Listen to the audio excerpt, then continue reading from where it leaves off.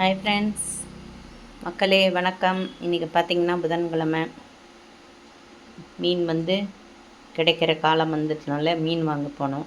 இது பார்த்திங்கன்னா நெத்திலி மீன் இருக்குது. இதில் 1-2 வேறு மீன் ஒன்று இருக்குது, அதையும் நான் காமிக்கிறேன். நெத்திலி மீன் பார்த்திங்கன்னா இது அரை கிலோ 150 ரூபாய். இதே மாதிரி இது என்ன சொல்லுங்கள், சுதும்பு இல்லைங்களா? இன்னொரு வெள்ளை கலர் இருந்ததுன்னா காரப்பொடிம்பாங்க. இது கொஞ்சம் எங்கள் வீட்டில் எல்லாருக்கும் கோல்டு பிடிச்சிருக்கிறனால இது ஒரு அரை கிலோ வாங்கினேன். இது 100 ரூபா.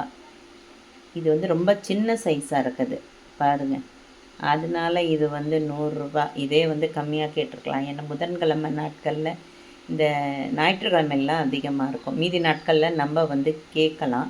ஆனால் நான் கேட்டேன், இவ்வளோ தான் விலைன்னாங்க. அதனால இது ஒரு அரை கிலோ வாங்கினோம். குழம்பு மீன் அவ்வளோவா யாரும் சாப்பிட மாட்டாங்க. ஏன்னா இந்த கோல்டுக்கோசரம் தான் இந்த மீன் வாங்கி செஞ்சால் நல்லதுன்னு.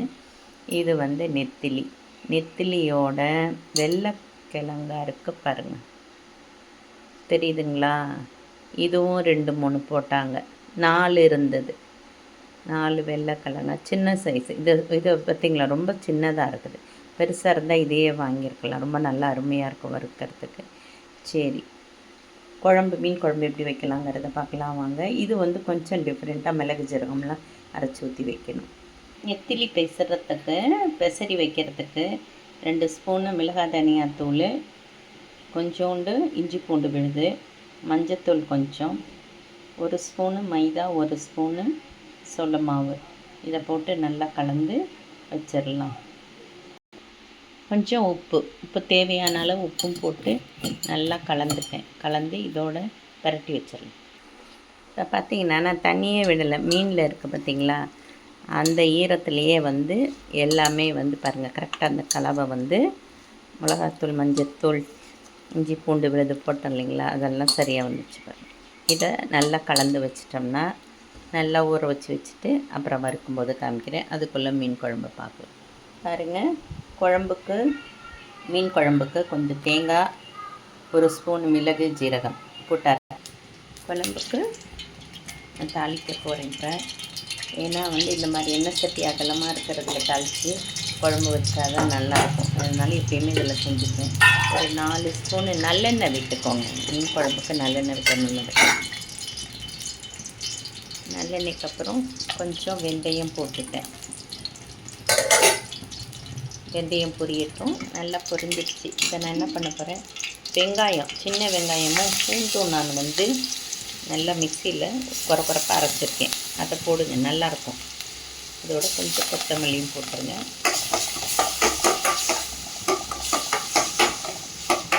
நல்லா பச்சை வாசனை போகிற வரைக்கும் வதக்கிக்கலாம்.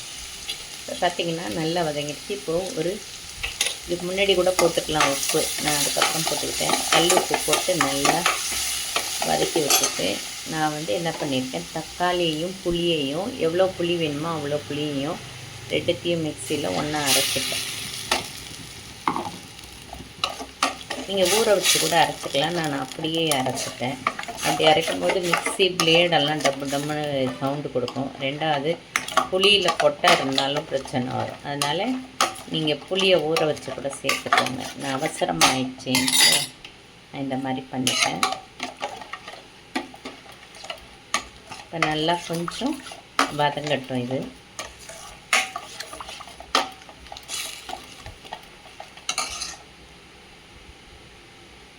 கொஞ்சம் நல்லா சுண்டிடுச்சு பாருங்கள். இப்போ நான் இது மிளகாய் தனியாக இப்போ 2 சேர்ந்தது. அதில் மிளகு ஜீரகம் எல்லாம் போட்டிருப்பேன். நான் கடலப்பருப்பெல்லாம் போட்டு அரைச்ச வீட்டில் செய்கிற பொடி. இது ஒரு 3 ஸ்பூன் கொடுத்தேன். ஏன்னா குழம்பு கொஞ்சமாக தான் பண்ண போகிறோம். அதனால் 3 ஸ்பூன் கொடுத்து நல்லா எண்ணெய் இந்த கலவையிலேயே நல்லா வதங்கட்டும்.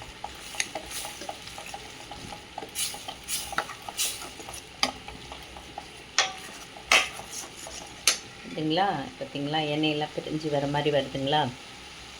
இப்போ அரைச்சி வச்சுருக்க பார்த்திங்கன்னா இப்போ அரைச்சி வச்சுருக்கோம்ல மிளகு ஜீரகம் தேங்காய், இந்த கலவையை இதில் ஊற்றி விட்டுடலாம். ஊற்றி விட்டு ஒரு கொதி நல்லா வரட்டும். புளி ஏற்கனவே நான் தக்காளியோடு அரைச்சனால அதுலேயே நல்லா வதங்கிடுச்சு. அதனால் இப்படி நல்லா கலந்துட்டு இன்னும் கொஞ்சம் தண்ணியை விட்டு கலந்துக்கலாம். ஏன்னா கம்மியான குழம்பு தான் எனக்கு வேணும்.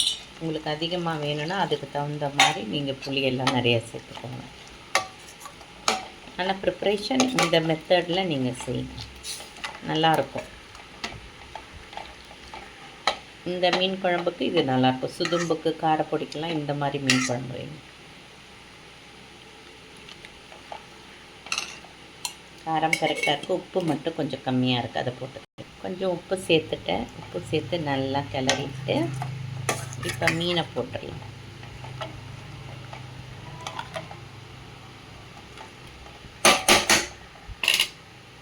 ஒரு கொதி வரட்டும், சின்னதாக ஒரு கொதி வரட்டும்.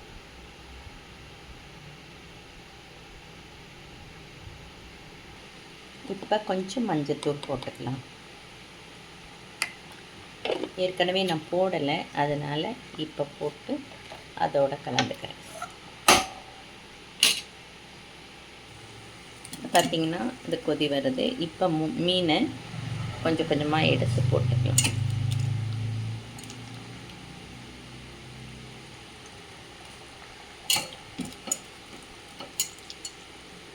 குழம்பு கம்மியாக தான் இருக்கும், மீன் தான் நிறையா இருக்கும். ஏன்னா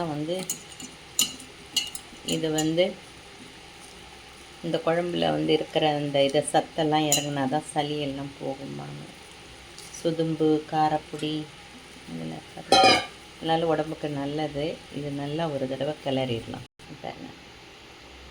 வச்சா கொஞ்சம் 2 நிமிஷம் இருக்கட்டும். அப்படியே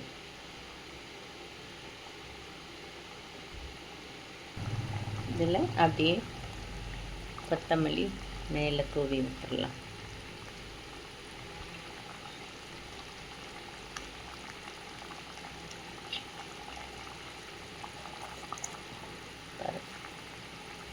நல்லா வெந்துடுச்சு இல்லைங்களா? இந்த மசாலாலாம் கொத்தமல்லியோட வாசனைலாம் இறங்கட்டும்.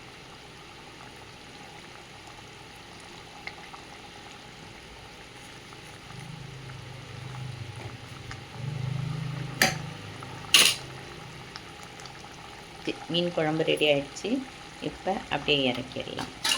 தட்டை போட்டு மூடிட்டு இறக்கி வச்சு பாருங்கள், சமையல் ஆகிடுச்சு. சுட சுட சாதம், மீன் குழம்பு.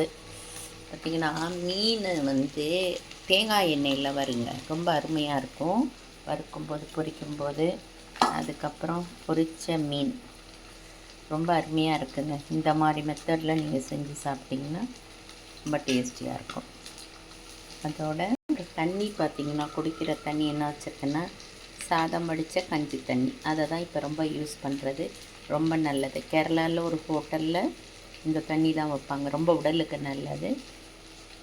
பாருங்கள், இது பிடிச்சிருந்ததுன்னா, இந்த பதிவு பிடிச்சிருந்ததுன்னா லைக் பண்ணுங்கள், ஷேர் பண்ணுங்கள், சப்ஸ்கிரைப் பண்ணுங்கள். மீண்டும் ஒரு புது பதிவுடன் உங்களை சந்திக்கும் வரை உங்களிடமிருந்து விடைபெறுகிறேன். நன்றி, வணக்கம்.